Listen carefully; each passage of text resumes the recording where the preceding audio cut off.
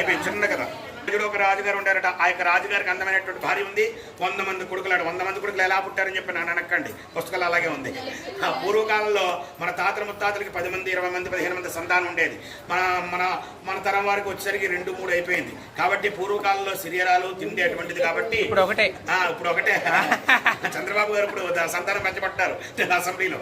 కాబట్టి ఆ పూర్వకాలంలో శరీరాలు ఉండేవి. కాబట్టి అంతకంటే పూర్వం ఏంటంటే వరాల వల్ల కానీ శాపాల వల్ల కానీ కలిగి సంతానం ఒకట.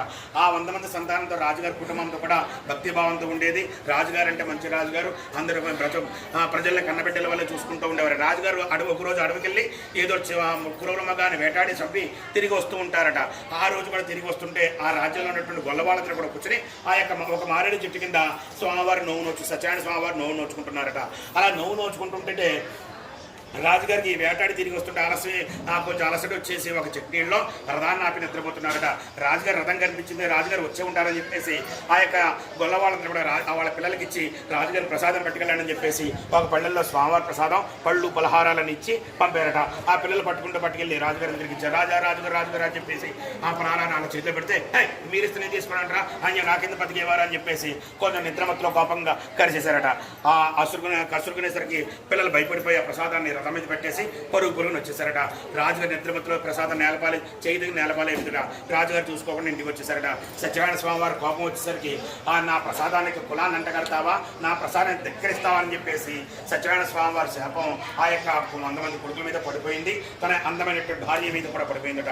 పడిపోయేసరికి స్వామివారి కోపం వచ్చి ఈ విధంగా తన తప్పు తెలిసి వచ్చే విధంగా ఈ యొక్క 100 మంది కొడుకులు చనిపోగాక, అందమైనటువంటి భార్యకి అనారోగ్యం కలుగుగాక అని చెప్పేసి శాపం కలిగిందేసరికి 100 మంది కొడుకులు అమాంతంగా చనిపోయి ఉన్నారు. అందమైనటువంటి భార్య, ఆరోగ్యవంతురాలైనటువంటి భార్య చేతులు కాళ్ళు నోరు కొడుకు కొట్టుకుంటూ ఉందట. ఈ విధంగా రాజుగారు ఆ యొక్క వేటాడి ఇంటికి వచ్చి చూసారు అమాంతంగా అందరూ పడిపోయినారు. ఇంటిలా జరిగిందని చెప్పేసి ఒక విపత్తు జరిగింది కాబట్టి ఒక సభ ఏర్పాటు చేసి అందరూ సలహాలు తీసుకుంటున్నారు. బ్రాహ్మణులు, సిద్ధాంతులు, నాటు వైద్యుల్ని, మంత్రగాళ్ళని అందరూ పిలిపించి అందరూ మాటలు తీసుకుంటున్నారట. ఒక మంత్రి గారు లేచి, ఒక శావక, ఒక సిద్ధాంతి గారు లేచి విధంగా రాజా ఈ రోజు ఈ విధంగా జరిగింది. ఈ రోజు మీరు పొద్దున్న లేచిన దగ్గర కూడా ఇప్పటి వరకు కూడా ఏం జరిగిందో, ఏం చేశారు, ఏది మర్చిపోకుండా, ఏది దాచుకోకుండా అన్ని చెప్పడం చెప్తే జరిగిందంతా చెప్పుకొచ్చారట.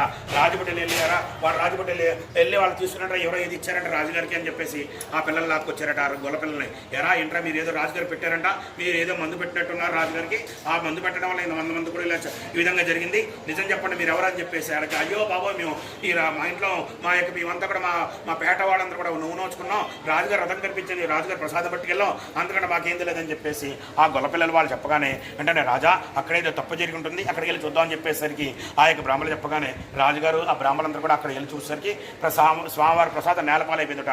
నేలపాలు అయ్యేసరికి రాజుగారా ఇక్కడ ఏదో నేలపాలు అయిపోయింది, స్వామివారి ప్రసాదం మీకు తెలిసి జరిగిందో తెలియక జరిగిందో సత్యనారాయణ స్వామి ప్రసాదం నేలపాలు అయిపోయింది, ఆ ప్రమాదం మీకే, ఆ విపత్తు కూడా మీకే కలిగింది కాబట్టి మీరే ఆ ప్రసాదాన్ని గంగలో కలిపేసి వాళ్ళ మధ్యలో కూర్చొని వ్రతం చేయించుకోండి అని చెప్పగానే రాజుగారు ఎటువంటి ఆలస్యం చేయకుండా ఆ ప్రసాదం తన చేతులతో నేను తీసుకుని గంగలో కలిపేసి ఆ ప్రసాదం ఉన్న చోట శుభ్రం చేసి రాజుగారు దండ పెట్టుకున్నారట.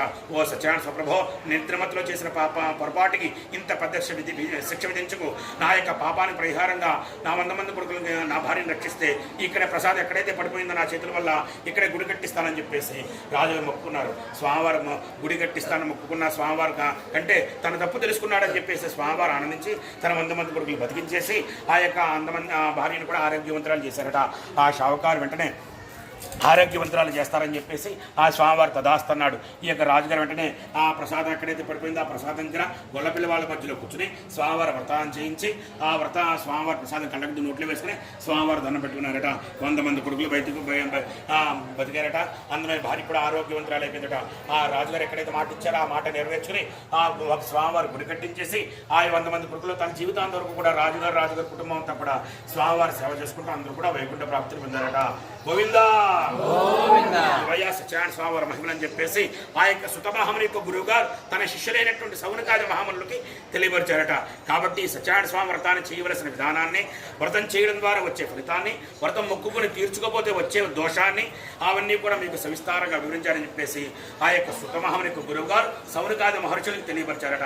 కాబట్టి వ్రతం చేయాలంటే ముఖ్యం ఏంటి, ఫలానా దంపతులు నా వ్రతాన్ని ఈ విధంగా చేశారా అని చెప్పి స్వామివారు చూడ్డు, నా విధంగా ఎంత భక్తితో చూశారు, నా వ్రతం ఫలానా దంపతులు దంపతులు ఫలానా దంపతులు నా వ్రతం చేయించిన ఆ పంతులు గారికి ఇంత దక్షిణ ఇచ్చాడా, నా వ్రతం చేయించిన రోజున ఇంతమంది భోజనం పెట్టాడా, నా వ్రతం చేయించిన నాకు ఇన్ని పట్టుబట్టలు పెట్టాడా, నా వ్రతం చేసిన రోజు నాకు ఇటువంటి పిండి వంటలు పెట్టాడని చెప్పి స్వామివారు చూడు నా మీద ఎంత విశ్వాసంతో నా మీద ఎంత భక్తితో నా వ్రతం చేశారని చెప్పేసి స్వామివారు చూస్తాడు. కాబట్టి ఎవరైతే భక్తి విశ్వాసంతో స్వామివారు వ్రతం చేస్తారో అంతటి ఫలితాన్ని కలగజేస్తానని చెప్పేసి స్వామివారు వరమిచ్చాడు. కాబట్టి వ్రతం ఊరు కలియుగంలో వ్రతం చేయడం ద్వారా, కలియుగల వ్రతం అంటే ఖర్చుతో కూడుకున్నది అయిపోతుంది. కాబట్టి వ్రతం చేసుకోలేని వరకు కూడా వ్రతం చేసుకొని చూస్తున్నా సరే, వ్రత ప్రసాదం స్వీకరించుకున్నా సరే, వ్రత కథలు విన్నా సరే, వ్రత అక్షతలు నెత్తి మీద వేసుకున్నా సరే వ్రతం చేసిన ఫలితాన్ని కలగజేస్తాను ఎవరికి వ్రతం చేసుకోలేని స్థాయిలో ఉన్నవారికి అని చెప్పేసి స్వామివారు వరమిచ్చాడు.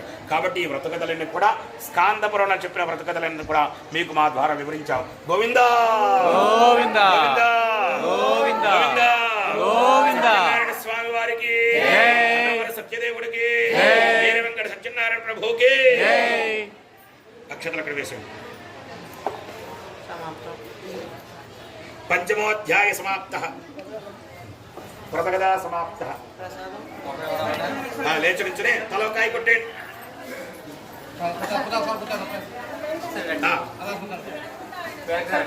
ఫోటో అండి, ఫోటో.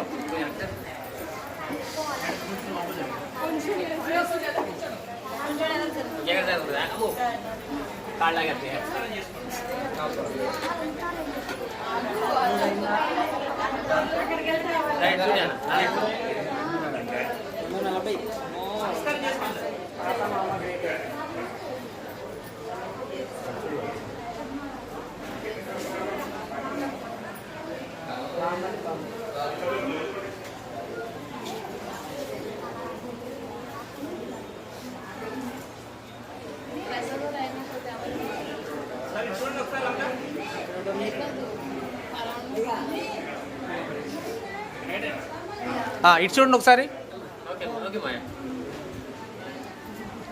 ఓకే అయిందా? లేచిన కొబ్బరికాయలు కొట్టండి, మీరు తలకాయ కొట్టండి.